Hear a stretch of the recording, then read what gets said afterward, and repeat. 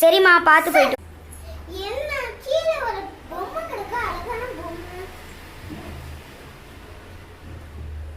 அம்மாட்ட போய் காப்போம்.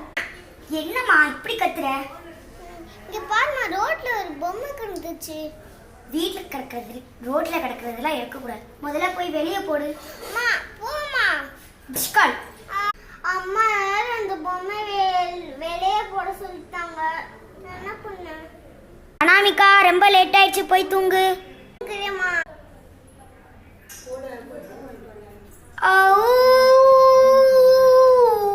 ஐயோ, அம்மா அம்மா அம்மா.